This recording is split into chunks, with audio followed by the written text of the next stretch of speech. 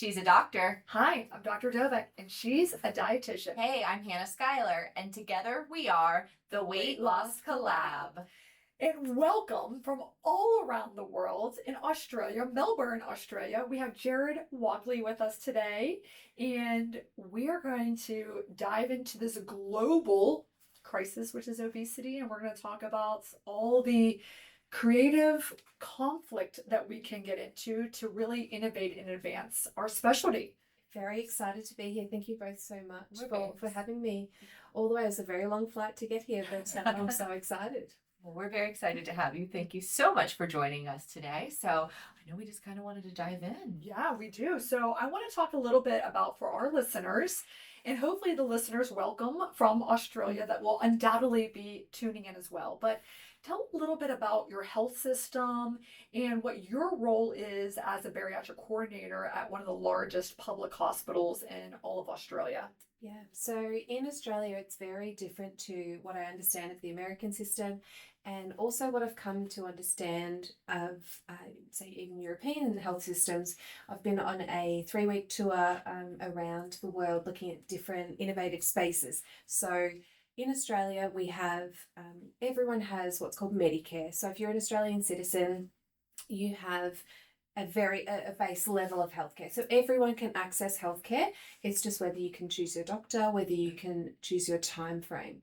So there are certain time frames set to have a surgical procedure like bariatric surgery by the government. However, not every health service offers this. So Austin Health, where I'm from, is one of only 23 government-funded hospitals in the country. So we have around 700, and we're one of only 23 that offer any sort of obesity services, so bariatric surgery.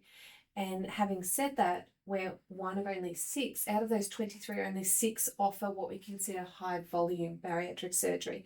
And I use that term very loosely. So high volume would be anything over 50 cases per year. Okay. Which is really low compared to a lot of other centres. So we do around about 200 procedures a year. And so we're considered one of the highest volume public services in the country, which is really exciting. So, and my role, I get to do it all, which is, what nurses are known for. But I manage all of our incoming referrals. I do a lot of the advertising as such of our service, talking people through what to expect, what obesity services we offer, whether that be medication, whether that be surgery, lifestyle management, all of that kind of thing. And then I manage the entire journey through to surgery. So I do an education seminar, which is a live event that we run, and then patients go through a self-directed series of modules to build all of that comprehensive knowledge to ensure success down the track. And then I book all of the surgery once they've seen the surgeon and decided on a procedure type, and I continue that education and that relationship. I think the most important part of what I do is building that relationship from the outset. So my face is the, whether they like it or not, the one that we will have that, consistency through the journey. And be that safe space, because a lot of our patients, and I'm sure it's the same here in the US, that there is a lot of stigma associated with obesity or living in a larger body, or even seeking treatment for obesity. And so creating that safe space and for people to feel that coming and seeking help is, they're in a secure place. They're not going to be judged. They're going to be supported through this journey because we get it, for want of a better term. We're in the bubble and we're there to support them. So, so the whole spectrum of care. And I love so much that I will have patients call me, 5-10 years down the track after their surgery to tell me their successes. And one of my favorite ones is, a patient had called me and said, I'm not sure if you remember me, and little does she know everyone's stored up there, and she said, I just wanted to tell you I went down the slide with my son today at the park. Aww. And that was her that was her goal, that was her aim. And it always makes me a little bit teary, because those kind of wins are so important to people, and getting back into life and having that new lease on life, it's what it's all about. And people kind of get reborn at this point when they have their surgery. So yeah. Do you guys have a name for those wins? Non-scale victories. Okay, we do. Yeah. Yes, the NSVs, and I mean, yeah, it's everything that makes life worth living, and clearly you're experiencing it there. This is just a very human experience to go through. It is, yeah. And that human connection that we have with our patients, and I know you have a very similar experience here, that human connection is really what bonds us at the core. And for our patients to know that they have us in their corner for that journey, it's amazing. Yeah. Well, it's like you said, I mean, there is a stigma of not only having obesity, but then also seeking out treatment for it. And it's like, you can't win, you know? And people say it's the easy way out, or why can't you just do it the normal way or the natural way? It's like, so what? So, okay. Thank you. Thank you for that. Yeah. It's like, and you don't have that in, if you have hay fever, and I don't know if you get that down here in Florida, but if people have hay fever, no one thinks twice about going to the pharmacy to get some help, or saying to people, I suffer from hay fever. But there is so much stigma that's associated with seeking treatment for obesity, and it just shouldn't be that way. no, absolutely not. So true. So you said, you follow up with patients 5-10 years. How long have you been in this bariatric space? So just shy of 10 years. Wow. Which is really exciting in the bariatric space. I've been a nurse for 14 years.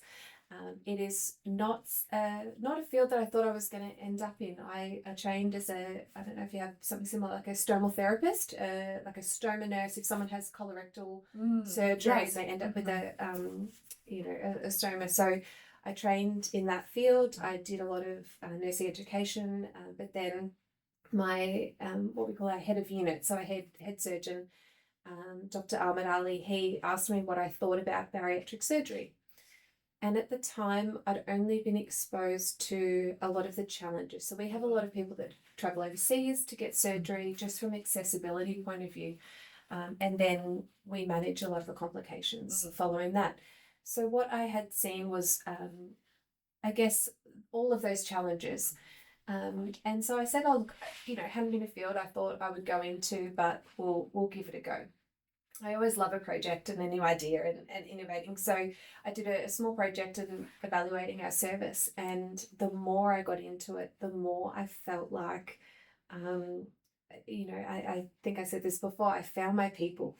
I love my patients so much. They bring me so much joy. And that is, my sole motivation for most things in life is to be happy and have joy. And they bring a lot of that for me. And also the people that I work with, it's so nice to feel valued and to feel heard. And my unit, we don't exist in a hierarchy. I'm elevated as a nurse, I'm elevated as a healthcare professional and a clinician in my own right, amongst our surgeons and dietitians and psychologists and administrators as well. So a very, very, I call it a unicorn. It's a nice place to be. So oh, I love that you're so happy. I know. In the culture and in the work environment with the people, both patients but also your colleagues. There's a lot to say about that, and that is a reflection on the care that you give your patients, without a doubt, too. Yeah. And I mean, you run this huge thing. I had the opportunity, of course, to meet you a few years ago in Australia, and my first stop off the plane, I don't know if you realize that, but I wasn't even on the ground for one day because I crossed the continental divide and whatever. And I landed and I was kind of like staggering up this 20-some hour flight. And I immediately went to Austin Health. And I met you. The very first person I met in Australia was you. And we had this amazing lunch and this incredible conversation. And you showed me a presentation and just kind of explaining a little bit about what you guys did. And then I took a tour of the facility.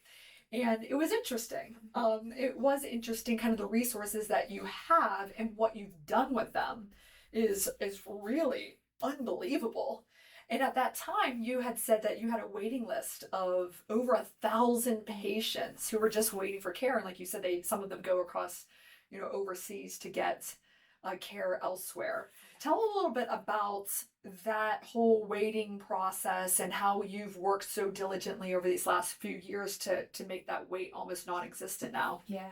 So one of the unique things around what we call public health in Australia is, and I mentioned that bariatric surgery is few and far between. So only about 5% of all bariatric surgery that occurs in Australia is done in public health. And so a lot of patients don't have equitable access to healthcare where we're from. And so people will wait a very long time for their surgery. Some people at that point when you came out, Betsy, people were waiting, 5 years for their surgery.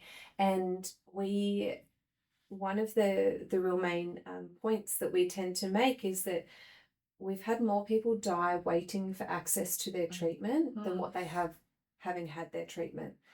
So we have a very, very good program of very skilled surgeons, but people struggle to access it. And so there was a period of time because Melbourne was hit quite heavily by the COVID, what we call lockdowns, and I'm sure you experienced some lockdowns here as well. So we were on hold for a very long period of time where we couldn't do a lot of bariatric surgery among some other what was considered non-urgent procedures, and that's an argument for another day. But, Yes. And we just had a wait list that was blowing out, and people were waiting, and we were just adding to the wait list without being able to treat people. So we took several steps. At that point I came back from maternity leave, and I think I made that joke, Betsy, when you came, that you could see this lovely little graph of steady increase in procedures and this little drop when I went on maternity leave. So I won't take all the credit for that, but we had this awful situation, and I made a real concerted effort I presented to our divisional managers and directors what the plan would be. And so we paused our referrals, paused our intake for a period of time, and we have a pre-surgery program. We ramped that up. We ran that very frequently, once a month, and we got through so many patients. And there's a group of patients that will come through, have that education and understand the breadth and depth of the change involved in bariatric surgery, and they will opt out at that point in time. It just might not be for them at that moment. And we keep that door open. It's a full circle, so if people come back. But we had that time, and we've now gotten to the point. I'm very proud. I do sort of these month-end reports and report back to our administrators, and we have cleared all of those. So we cleared that outpatient backlog in 12 months, and we are now at the point where we have a wait time for surgery of around 2 to 3 weeks. So from the moment that people are cleared by anaesthesia, have had their dietetic education, and they are good to go. It's a really unique situation, and I'm so proud. The moment that I booked our last long waiter, a beautiful, beautiful man, and I so look forward to seeing him throughout the journey of recovery and getting his life back. But he waited a very long time, and resilience in the face of adversity, he's the true definition of that. He went through so much. He was on hold during that COVID time, and I got to have that moment in the operating theatre where I went down and I wanted to be there with him on the day, and the last thing that happened before he went to sleep, our anaesthetist said, you're going to go to sleep now, and he just popped his head up and he said, Jarryd, are you there? Wow. And I just tears welled up, and I went over and I said, I'm here. And he just looked at me and he said, we did it.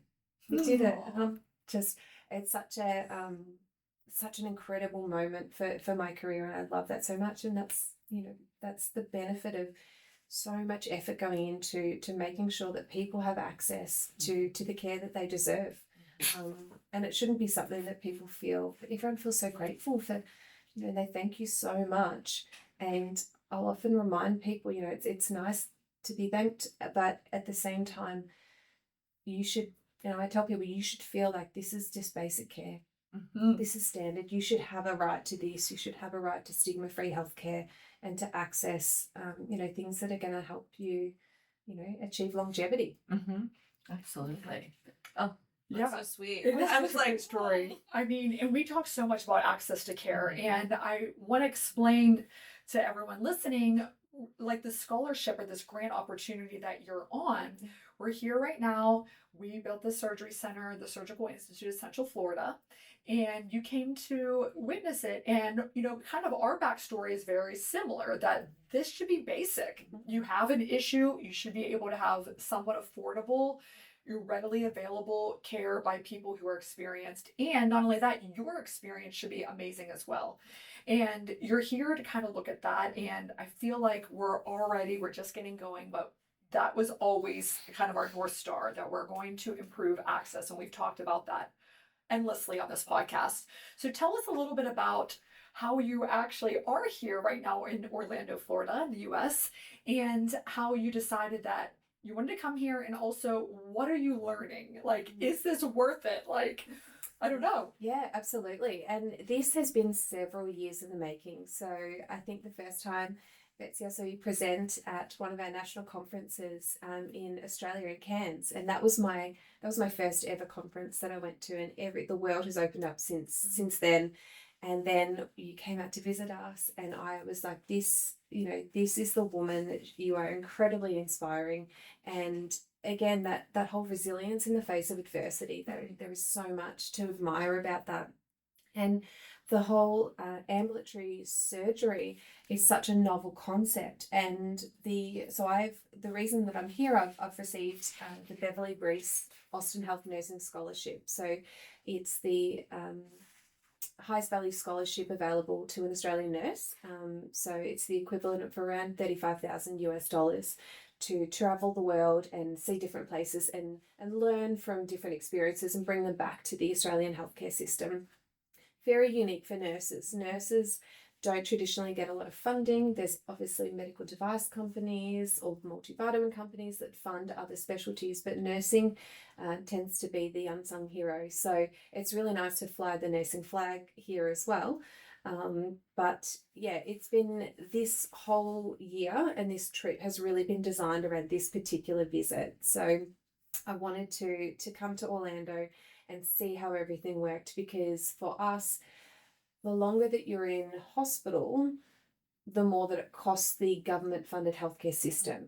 And there is always avenues being looked at to try and reduce cost while still providing really high-quality care. And so part of the preparation that patients do through New Try Health, I loved hearing about that a few years ago, because that is a really big part of our preparation. We need to use limited resources to provide the highest quality preparation. So that was a really attractive thing for me. And being able to see, we saw some people operated on first thing this morning, and they're already off. They're recovering so well. And that's probably the main thing that we're really wanting to launch, some what we call day case surgery in Australia. Part of what we do, we're constantly advocating for our patients, but we're also constantly advocating for our service to survive and thrive. And so things that the hospital administrators look at are, is it resource intensive? Is it going to cost us a lot of money in the long term?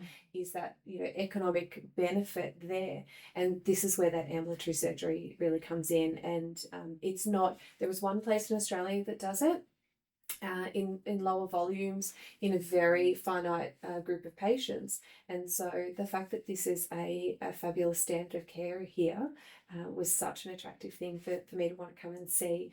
And everyone had loved hearing about, as I was describing my trip, so when I applied I had to describe what I was going to be doing here and all the benefits that I would be able to bring back. And everyone was so excited for me. It's a lot of my surgeons are sort of got fear of missing out or FOMO. It's the same thing, because it's been an incredible, it's been a few hours that I've been here, and it's just been incredible seeing what you've created. It's awesome. That's such a cool opportunity. Like, to obviously deserve to get that and to take that. And you've said we were talking before, you've been also to the Netherlands. You went to a conference here this past couple weeks, or last week, I guess.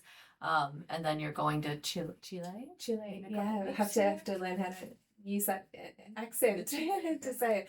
So yeah, the whole year has been huge. It's the scholarship has covered 3 international conferences. Wow. And 2 site visits to hospitals or organisations. So it's been an incredible opportunity, and I was really able to curate that with my own sort of goals in mind and what will fit our service.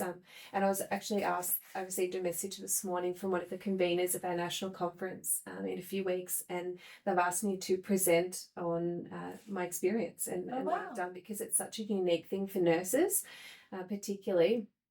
And from what I've come to understand, particularly in the Netherlands, the role of nurses and dietitians is so different. And it really goes to show sort of how advanced we are, which is amazing. So, I mean, we've certainly got a way to come for, reaching where the US are, but that's the whole point of the trip, just seeing how we can advance and building those connections to be able to help that international collaboration, just to bring the most to our patients. Yeah, that is so interesting to me. You had said before that Australia, you feel like, is a few years behind. Why do you think that is? I mean, it could just be those that I'm connected with and what I've seen internationally. I think that there is an element in Australia where people are so protective of bariatric surgery, and that we have it available and we want it to be accessible for people. So we're a little bit protective. So we may not be as, there's certainly innovation and drive, but we understand the climate that we're in, and we understand the need to be able to present in a certain way, to not be seen as being radical and outrageous and expensive and dangerous and all of that sort of thing. So we try really hard to protect the message that bariatric surgery, it is what it is, that it's a safe, really effective treatment. And I think we're seeing more and more that we still know that it is the most effective treatment for obesity. So I think we're maybe a little bit conservative in that regard, but as we talked about that creative conflict, our team is really good at, what's the term, when you sort of, you go against the norm and you will share bold ideas, because it's not a risk to be wrong where we are. So you can share an idea and it can be wrong and people can challenge you on your ideas, but that's how we all evolve. So, and not every area, I've come to know that I use the term a bit of a unicorn, our service, because of the people and the team that's been curated there. And not everywhere is like that. I've come to know that there's a lot of privilege in what I have and what I've been exposed to. So it's interesting. But I think, everything, the Aussies always sort of say, America always does it so much bigger. And I think you've got that, you've got that ability to be able to drive change and things. And I'm sure there's certainly areas in the US that are more conservative than others. But yeah, it'll be interesting, new technologies and things. There was a lot that I saw at ASMBS that is not available in Australia. You've got a number of different multivitamin companies, and we have mainly two. There's 3 available, but mainly 2. So it's just that kind of thing. It takes a little bit, Australia's a 23-hour flight away. It takes a little bit to get out there. Shipping time is really long. Yeah. Shipping time is long, and cost of shipping, all of that sort of stuff. So that comes into it as well. So. But that's that's why I want to be so mobile, and I want to be able to see what the world has to offer and be able to do that with the ability to travel. It's easy to bring ideas back and evolve quickly. So hopefully, we can lead the way with that.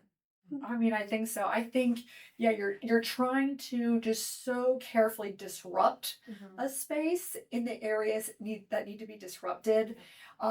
And I think that outpatient, the same day discharge, both from either a hospital setting, like at Austin Health, or even here, we're at a surgery center, a standalone, we're just doing bariatric surgery. They come in, they have their procedures, and then they safely either go home or to a hotel that's really nearby. And I think you do have to have the mindset of, okay, always quality, safety. You already went there. But I think the biggest thing is just doing it. Like, I don't think there's anything that I realized. I've been doing it since 2019. Yeah. And what I realized over the last 6 years is that you just got to get everybody on the same page. We're all marching to the same goal that they're going to leave right after here. And the main things that they need to be, number one, is educated. And you are that person that assures all of that. And number two, you need to be able to communicate with them.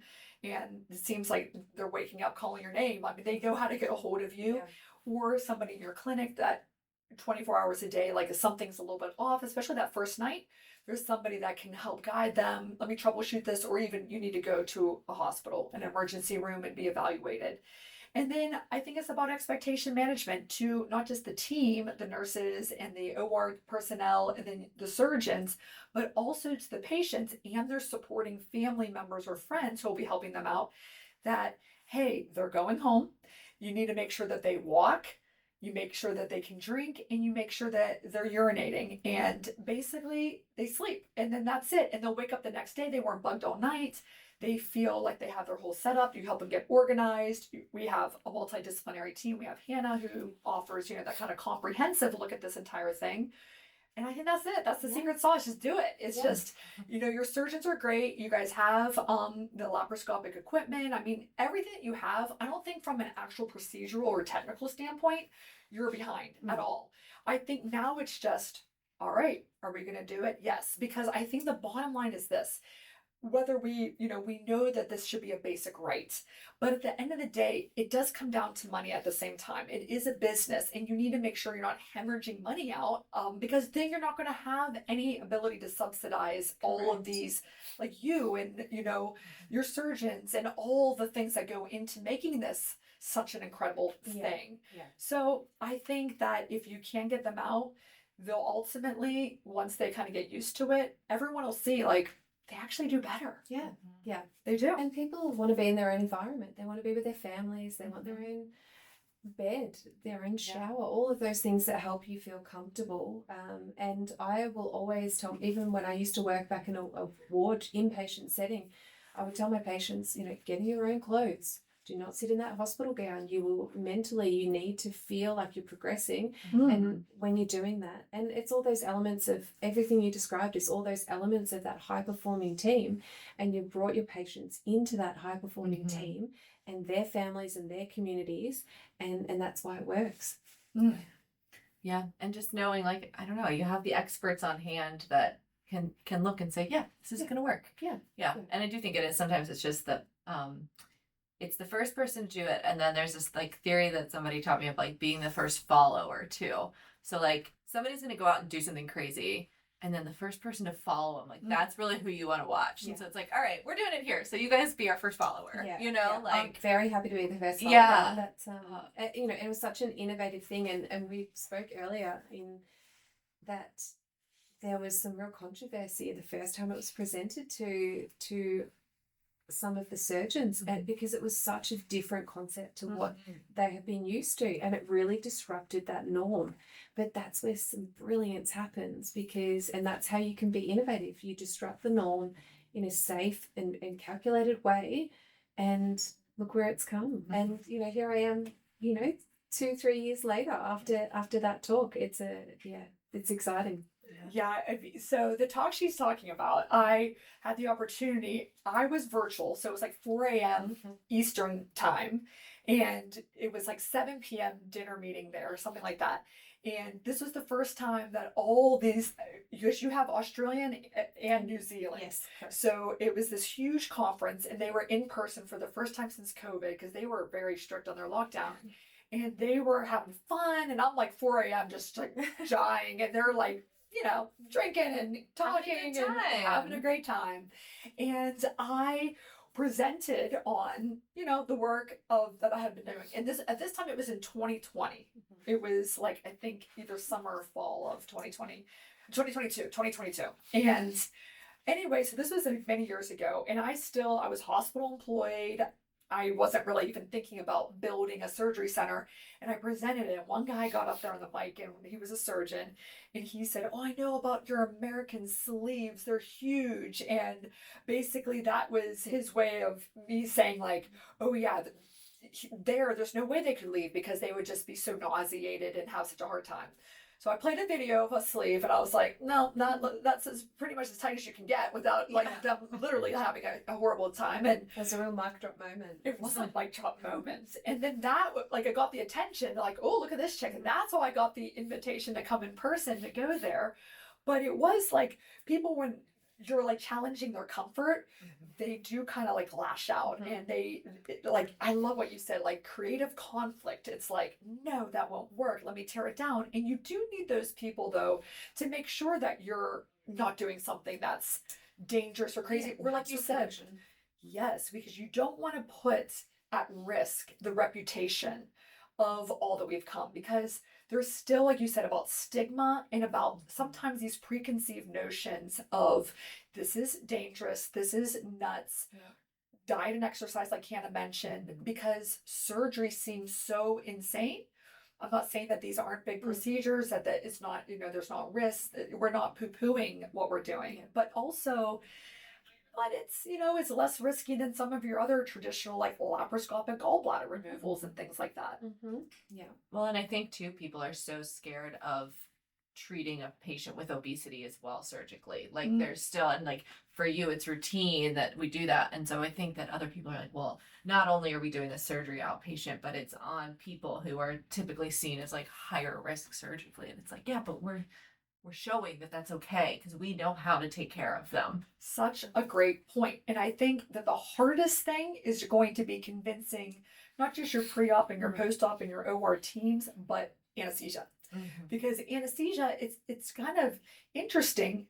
These patients are having other procedures. It's just because, yes, they're going to be obese by, it's just that's what we're treating, that's what we're doing. But we have them like optimized and screened, and we do all those things so that it's.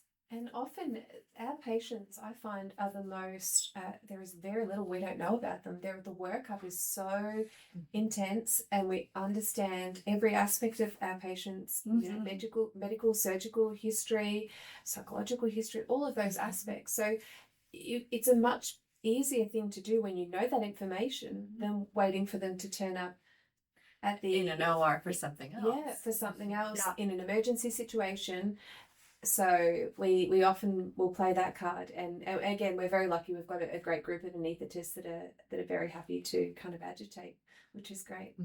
Yeah, I mean, I think like for Hannah, for example, I mean, I feel what she does is a lot of like social stuff, like because you have to understand like when do you work, who do you take care of, who cooks.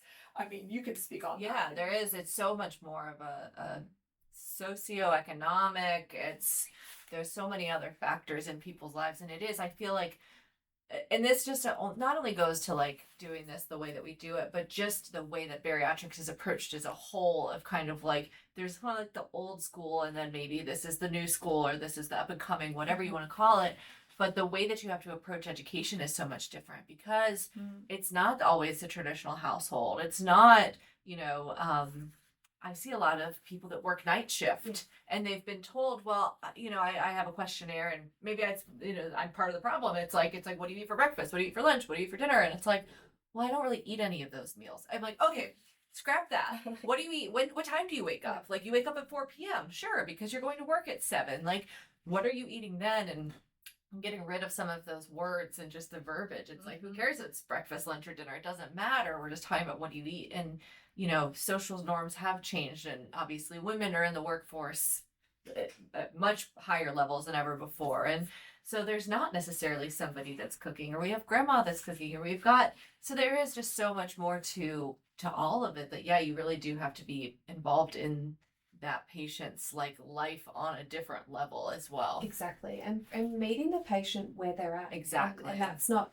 certainly a term I've stolen from some of our fabulous nurses back home, but meeting the patient where they're at and understanding who they are as a person at the core, that's what's going to help determine how you can help that person along the journey. And every journey is unique, and people need us to meet them where they're at. Yeah. I always also tell people, I'm like, these are the guidelines that we give you. We tell you, okay, eat this way, or kind of think of these. And it's like, but we have to live within reality. And so none of this is ever going to be perfect. And so, what's your reality? Let's live there, because I can change some circumstances of what you do, but I can't change everything. Exactly. And shockingly. I imagine you do a lot of myth busting too. Oh my gosh, yeah. I love telling people they can still have a piece of birthday cake when it's their birthday. They still be able to celebrate and still live life normal. It's not like they're entering into a incredibly restrictive lifestyle, because the that's rest of just their not life. reality. Yeah, That's, no. yeah. Yeah, and that's another thing I always tell patients. I'm like,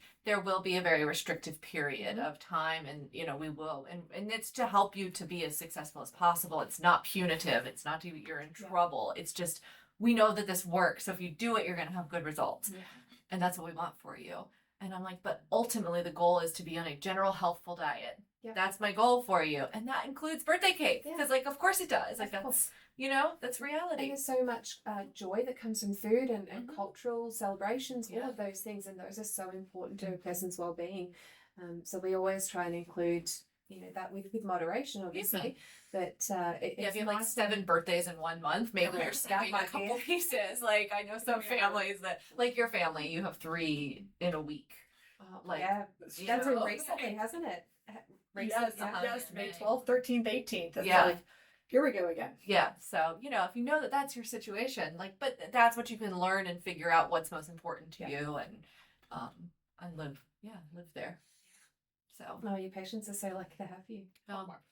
Yours are so right. I know. I'm like, all the things you do is incredible. I will disagree that we're all amazing. We're all amazing. We're all the best. And Alex Craven, if you're listening, we're stealing Jarryd. Yeah, so sorry. Spoiler. We're just gonna bring our family over here, and I've had several we'll call them, just for legal purposes, fake contracts that have been offered to me in my trip. So it's nice to it's nice to have good people that I connect with and that share that same ethos. Yeah.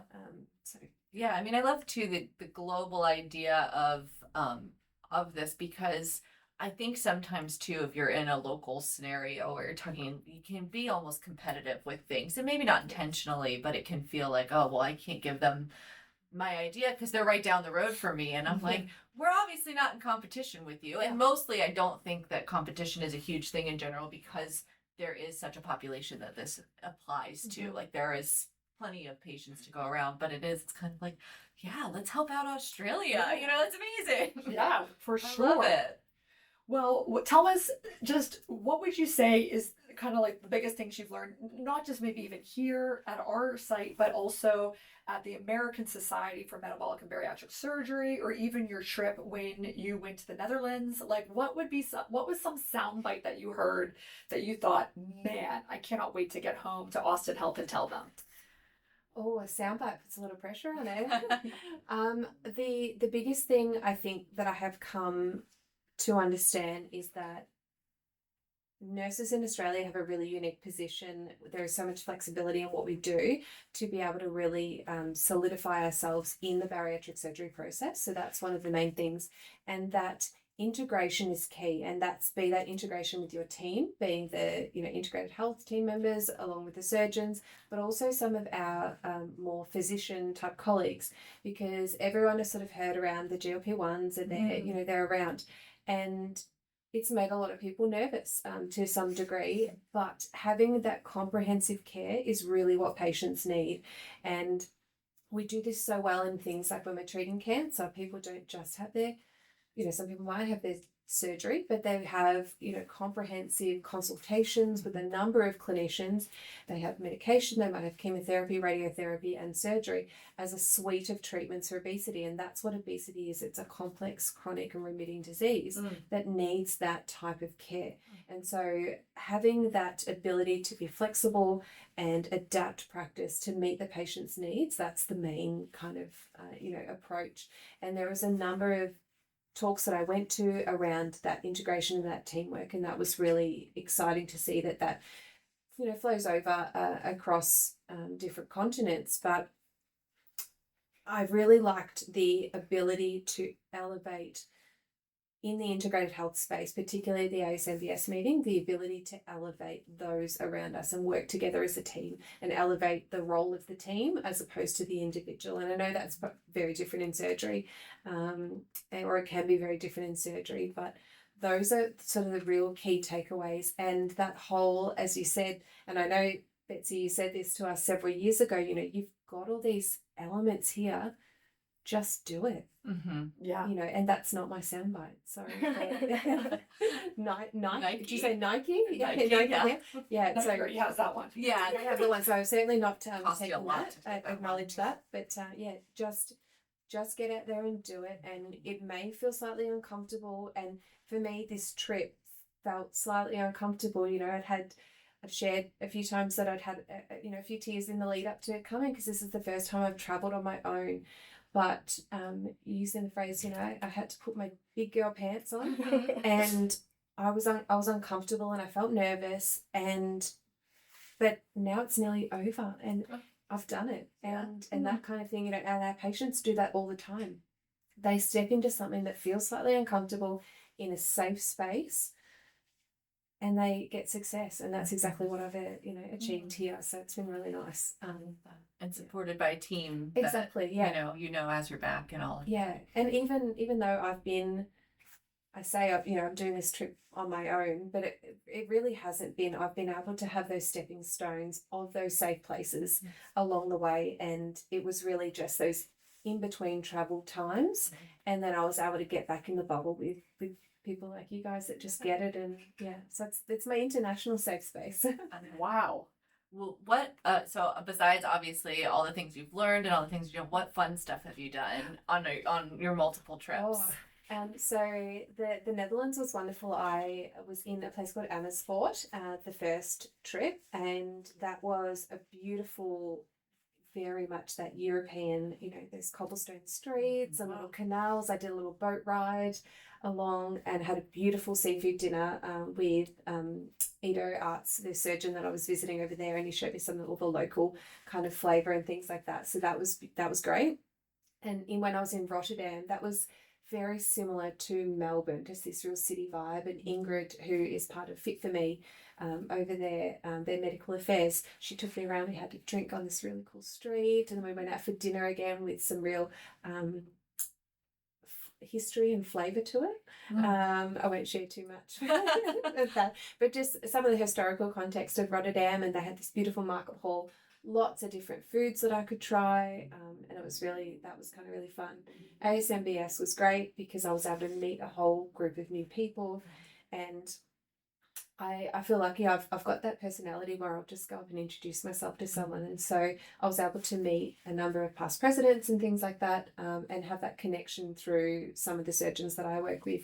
So that was able to kind of break down some of those, doors and to meet a whole pile of, people. But I did find my Australian, New Zealand colleagues over there, so we did get to have a bit of play there. But here has probably been my most exciting time because I went to Universal Studios yesterday. I'm a big Harry Potter fan, and I just wandered around for hours. I think it was 10 hours altogether I was there. Oh, wow. And I had so much butterbeer, and I tried all of the things. I went on a ride, which I probably never will again. This particular ride it didn't go upside down, this roller coaster, but it certainly got close to it. Oh my gosh.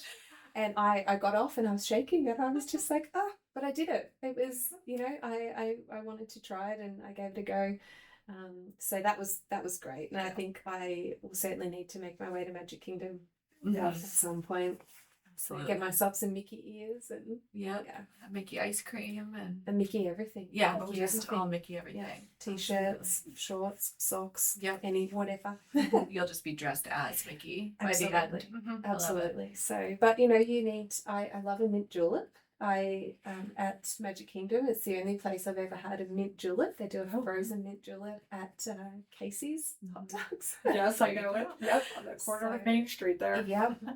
So I've been lucky. I've been to Disney World a few times. The first time as an 8-year-old, I lived in upstate New York, and my family brought me down, and that really just inspired a lifetime of Disney. And even when I visited Pelmar, a surgeon from Fresno, a couple of years ago, and she knew my Disney, it travelled with me, my love of Disney, and I have a little set of ears that she gave me as well. So, oh my gosh, that's awesome. That's so cool. It's such a great trip. I love it. I'm gonna mail you something. I have one little idea. For yes, you. I was like, wait, do we need to have Body by Bariatric's ears made so that we have them on hand? I know, but we need them on hand. We need them on hand. I know. I should have. We didn't think this I through. gotta get them. Well, now you have to come back. Yes, Yeah. we have 20 days, years later, once I put them through the mail, at some Yeah, point once they'll they get arrive. to you. They'll get to you. And there's that interest. There is interest in people coming over to do these clinical immersions and learn. So it's like you said, that first follower and the rest will come. So I Sign down. Yeah. Well, we are welcoming anyone if Yes. you're listening and you're interested in seeing kind of what we're doing, because our space is cool. We have our surgery center, the pre-op, the recovery room, standard stuff. But on the other side, we're right now in our little podcast, little studio in my office. We have a med spa. We have a conference room. We have a pretty cool break room with lots of different celebrity art and all kinds of fun stuff. So, And we'll make you be on the podcast. yeah, you're gonna be here. You're right here with us. The Weight Loss Collab never fails. Yes. That was such a cool ending. I so admire you for trotting around the globe and just trying to bring better things back and improve care. And Australia is going to be the better for it. So amazing.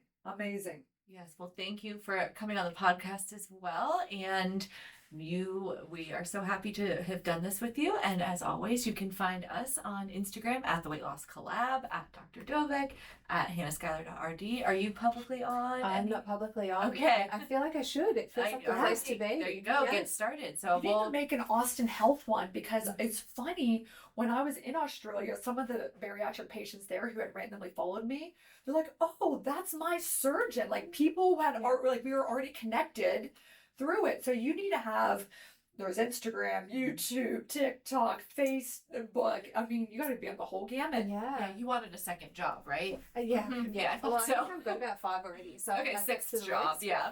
I've got 23 hours on the flight on the way home. There you so go. Start it all. Start it up. Perfect. Well, again, thank you so much for coming, and thanks for listening, and we'll see you all next time. Thanks, guys. Bye. Bye.